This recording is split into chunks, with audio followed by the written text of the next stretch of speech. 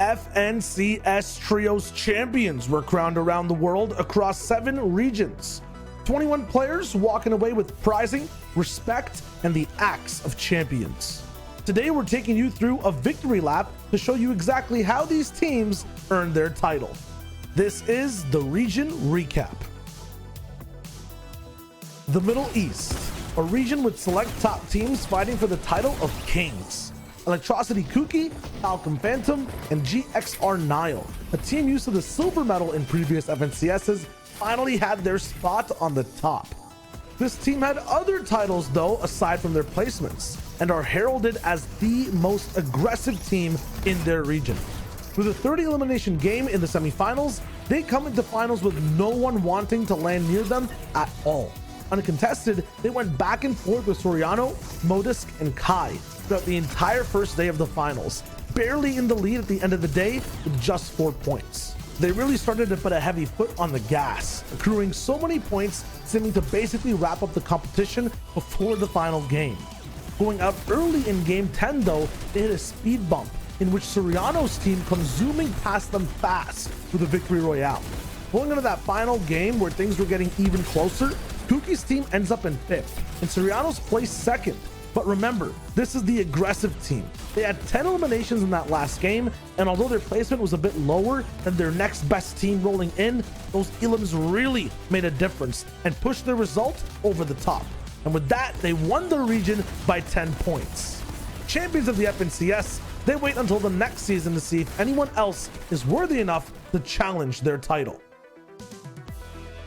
FNCS in OCE was all about the day 2 comeback.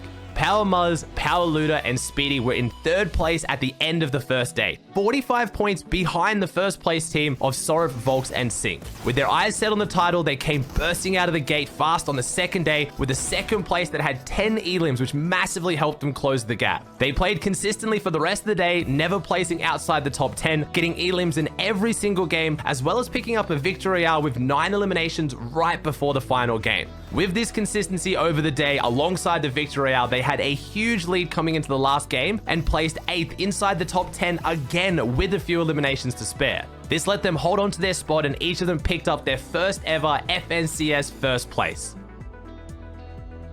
For the FNCS finals in Asia, it came down to 2 teams with a legacy of victory.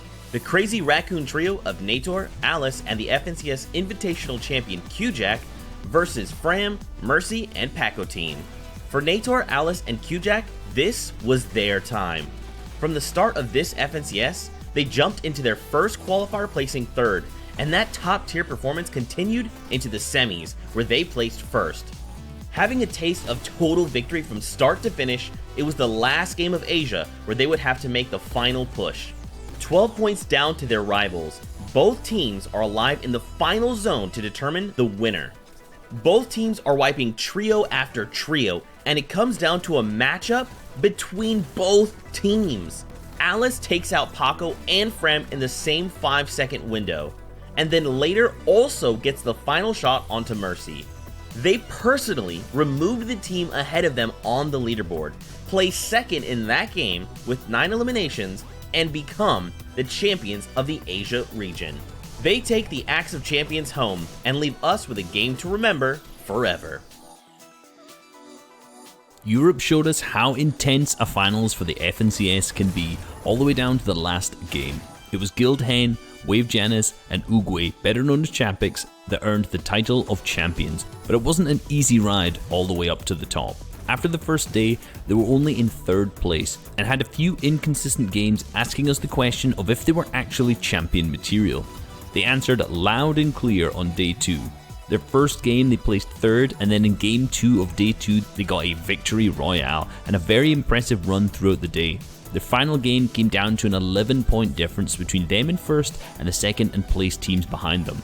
A $100,000 snipe takes out Resin from the 2nd place team, yet at the same time, Flick in 3rd made up the point differential with eliminations. Down to the wire, it was their positioning and performance in the endgame that made them survive longer, shoot better than any other team, claiming their last victory royale and title as the champions of Europe. Not only have these guys performed in the FNCS finals, picking up the Axe of Champions, but they've performed in every other tournament they've played this season, their lowest placement currently being 5th. Hen, Janus, and Chapix truly personify the title of champions, and this qualifies them through to next season's FNCS finals as well, where I'm sure they'll be looking to continue their reign. Se existe uma oportunidade para pegar o topo do mapa, é melhor não pensar muito, pois o trio Seiyun, King e Kadu, campeão da FNCS temporada 5, capítulo 2 na região Brasil, é especialista em dominar essa posição e definir o ritmo da partida. Na semifinal, eles ganharam 3 das 6 quedas disponíveis no grupo D. Já na etapa final, o ritmo de vitórias Royale não mudou e eles levaram 5 das 12 quedas. Ainda assim, apenas 8 pontos de diferença separaram os ganhadores do segundo lugar, tornando essa FNCS a mais disputada de todas as temporadas. Agora, vamos falar sobre cada um desses jogadores. Seiyun atua como líder no jogo e sempre guia o seu time pelas melhores rotações. Essa habilidade com certeza causa um grande impacto na atuação do seu time. A mesma influência foi vista na FNCS da última temporada, onde o seu antigo trio terminou em segundo lugar. Dessa vez, a história foi diferente e ele atingiu o topo da tabela ao lado de seus novos companheiros de time. King é um jogador experiente em campeonatos, com mais de 30 títulos no currículo se incluirmos os campeonatos diários. Sua habilidade individual em todos os fundamentos do Fortnite é incrível. Além disso, King se destaca pela capacidade de focar em finais de partida, conseguindo muitas vezes ganhar sozinho duelos contra mais de um adversário. E para completar esse trio muito habilidoso, temos o Kadu. Sua história no Fortnite não começou hoje. Kadu sempre apresentou resultados incríveis em campeonatos semanais dentro do jogo e também ganhou destaque ao disputar torneios em outras regiões, conseguindo bons resultados mesmo com um ping mais alto. Em resumo, esse trio é a prova que quando unimos noção de jogo e mecânica, o resultado pode ser surpreendente. Finals for NA East were close all the way to the very end. In the last game, so many big names were still in the contest to be crowned champions. Slacks, Acorn, Jock, Commandment, Scented, and Edgy, Day, Miro, Reverse, Bucky, Kanata, and Macwood. Some of the top teams in the region all showed up and had a chance to gain first place in the last game. These specific teams were also the ones alive, along with Zate, Sap, and Stretch, all round up the top 5 in the final game of NA East. Slacks, Acorn, and Jock were first overall going into this game, and they go down in 4th. All of the other teams tried the entire time to get as many elims as possible, trying their best to gain points. But with Zate, Sap, and Stretch on high, the pressure was on and every edit was getting punished by the second. In the final moments, Bucky wins in an amazing 15-layer vertical showdown up against Zate. And although it was impressive, the record placement of Acorn, Jock, and Slacks built up throughout the day was just unmatched. Just listen to this. One game was a 22nd place finish. Other than that, the lowest they placed was 10th. They had 11 games inside of the top 10. One win, points every game, and sometimes even hit double digits on the elims. Playing Fortnite in the most efficient way possible, wrapping up consistency, focusing on team play, and at the same time, having amazing individual plays. This is what pushes this team further than everyone else around them. They truly deserve the title of FNCS champions. And to wrap things up for this season of the FNCS, we have to turn our attention to the kings of NA West, Arcrim, Rex, and Epic Whale. Just like their experience in the qualifiers, the 3-time FNCS champs had a rocky start to their finals journey. An uncontested Sweaty Sands allowed them to start off with strong loadouts, but they seldom saw opportunities for early engagements, which meant running into Storm Surge.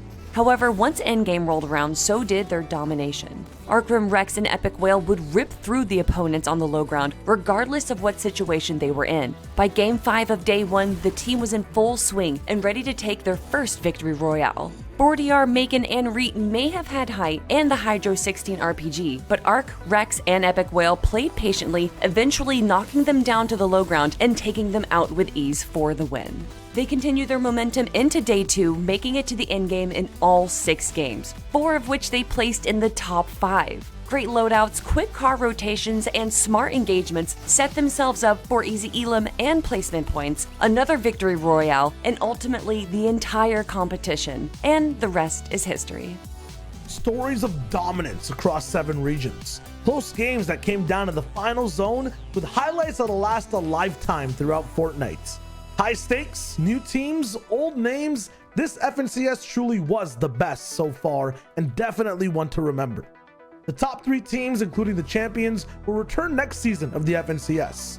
There'll be new challengers ready to take a shot at being champions as well. But until then, Fortnite fam, we hope you had fun and found a few teams to follow in between seasons. Keep an eye out for even more while you're on that battle bus. We'll be seeing you real soon. Beep, beep.